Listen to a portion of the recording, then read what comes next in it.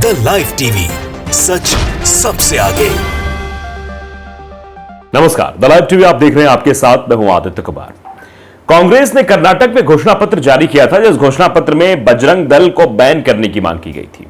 और बजरंग दल को इसलिए बैन करने की मांग की गई थी, कहा गया था कि बजरंग दल वाले नफरत फैलाते हैं, इसीलिए उस संगठन को बैन करने की बात कही गई थी। अब सबसे बड़ा सवाल यह उठता है कि जो लोग बजरंग दल का समर्थन कर रहे थे, वो जरा एक तस्वीर देख लें। वो तस्वीर हम आपकी स्क्रीन पर दिखाना चाहते हैं। हम पूर्ण रूप से उस तस्वीर दिखा भी नहीं सकते आपको।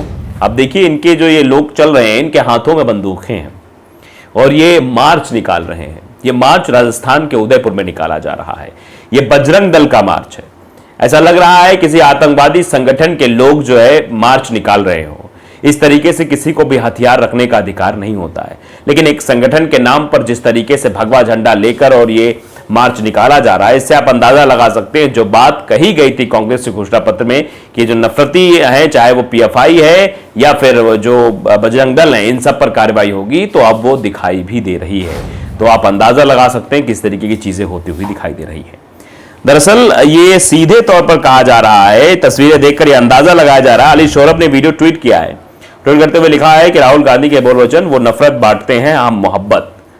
राहुल गांधी के जो वचन थे वो साफ तौर पर सिद्ध होते हुए नजर आ रहे हैं। हकीकत, कांग्रेस शासित राजस्थान के उदयपुर में आतंकवादी संगठन बजरंग दल ने बहुत सारे हथियार, राइफल, बंदूक के साथ आतंकी मार्च निकाला। आप देखिए, इस मार्च में देखिए किस तरीके से कपड़े पहने हुए हैं और इसमें जो है ज्यादा उम्र के लोग नहीं नजर आ रहे हैं। इसमें उसी उम्र के लोग हैं जिस उम्र में लोग नौकरियां करते हैं या तो फिर अपने फ्यूचर की तैयारी करते हैं। उनके हाथों में बंदूकें दिखाई दे रही हैं, यानी कलम की जगह उनके हाथ में तलवार थमा दी गई है, बंदूकें थमा दी गई हैं। इससे इनका भविष्य क्या होगा, इस पर बहुत बड़े सवाल खड़े हो रहे हैं और लोग पूछ भी रहे हैं। और भी लोग हैं जो इस पर ट्वीट कर रहे हैं कि ये भाई क्या हो रहा है। आप देखिए, एक और ट्वीट आपको दिखा रहे हैं। ये शमा परवीन है, वो लिखते हैं कि उदयपुर राजस्थान में बजरंग दल ने बहुत सारे हथियारों, राइफलों के साथ मार्च निकाला। राजस्थान में ये सब क्या हो रहा है? क्या राजस्थान में बहुत बड़ी नफरत फैलने वाली है, बहुत बड़ी हिंसा होने वाली है, इस तरीके से ये मार्च निकाला जा रहा है? अब सवाल ये होता है कि ये कहां आ गए। समीर लिखते हैं कि राहुल गांधी को टैग करते हुए कि मोहब्बत की दुकान में नफरती लोग कहां से आ गए, पूछता है भारत आपसे।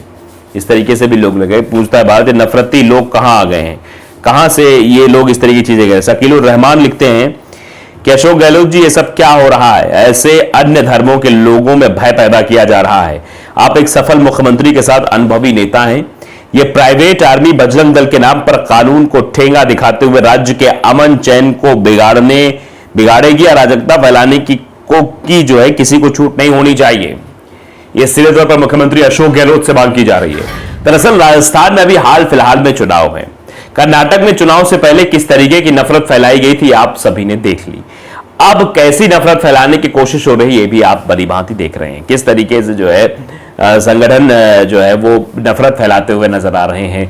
किस तरीके से ये रैलियां निकाली जा रही हैं, हाथों में हथियार है, किसी के हाथ में तलवार है, किसी के हाथ में बंदूक है, झंडा है किसी के हाथ में। ये सब प्रतीक है एक तरीके की नफरत की फैक्ट्री चलाने वालों के। अब देखिए, और भी लोग ट्वीट कर रहे हैं। मैग नाम यूजर लिखते हैं कि सब है तो आतंकवादी भगवे की आड़ में रहते हैं, सरकार बनाने के काम आते हैं, सरकार इनको जो रोल देती है उसे निभाते हैं। इस तरीके से भी लोग रिएक्ट कर रहे हैं कि इनको जो रोल मिलता है उस रोल के आधार पर लोग काम करते हैं, वो रोल निभाने का काम करते हैं।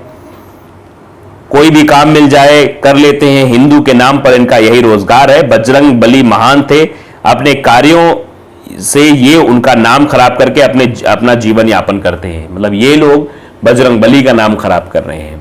ये लोग बजरंग बली के नाम पर राजनीतिक रोटियां सेकने का काम करते हैं, किसी राजनीतिक पार्टी को फायदा पहुंचाने का काम करते हैं। कर्नाटक में हुआ, जैसे ही बजरंग दल के बैन होने की बात निकलकर सामने आई, वैसे ही किस तरीके से भारतीय जनता पार्टी ने उसे बजरंग बली के साथ जोड़कर बजरंग बली की विचारधारा में लाने का काम कर दिया है। ये है जेठी मूल निवासी लिखते हैं कि रशिया के राष्ट्रपति को भारत के नाजियों पर भी ध्यान रखना चाहिए। अभी 2 दिन पहले उन्होंने कहा था कि छुपे हुए नाजियों और न्यायिक व्यवस्था को सबक सिखाया जाएगा। साकिर अली लिखते हैं कि अशोक गहलोत के शह पर हो रहा है इस बार कांग्रेस की और वसुंधरा की सरकार। इस तरीके से भी लोग लिख रहे हैं। सुनील द्विवेदी लिख रहे हैं कि हिंदू स्वभाव से शांत और सहिष्णुता होता है, परंतु अन्याय खिलाफ जब खड़ा होता है तो रौद्र रूप भी धारण करता है। ये उसी टाइप वाले लोग हैं। अब बताइए, यहां पर कौन सा अन्याय हो रहा है, कौन सा रौद्र रूप धारण करने की आवश्यकता है। इस तरीके से सड़कों पर बेखौफ होकर हथियार लेकर मार्च निकालना क्या दूसरे समुदाय के लोगों के प्रति खौफ पैदा करना नहीं है?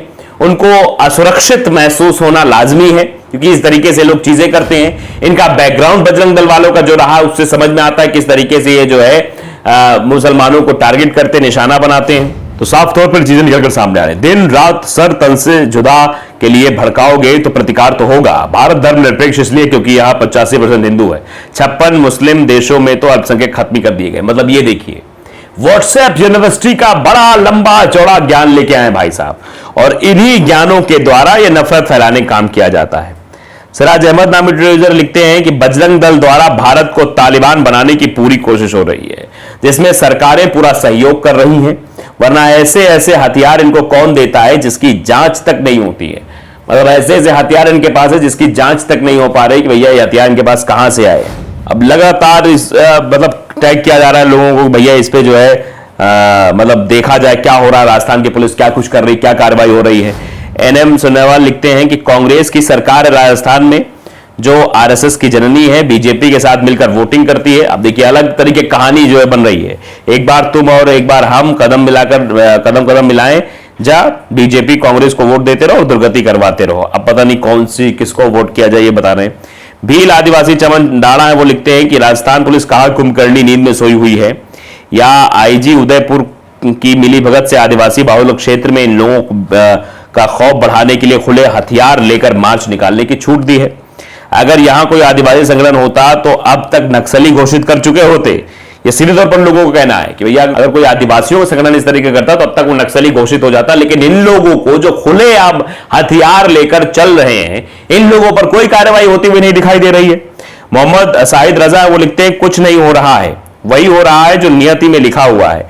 इंसान को यह सब सोचकर चलना है कि जो होना है वो होकर रहेगा, और यह भी सोचकर यह भी सच है कि इससे इंकार भी नहीं किया जा सकता। कुल डाउन पूरा तुर्की तबाह हुआ, कोई कुछ कर पाया? 3 सेकंड पहले क्या था और क्या हो गया? ये सीधे तौर पर लिखा गया, 3 सेकंड पहले क्या था क्या हो गया। मनोज कुमार मीणा लिखते हैं कि ये एक आतंकवादी संगठन से ज्यादा कुछ नहीं है, आवारा कुत्तों का संगठन, इसे पूर्णतः बैन करना चाहिए।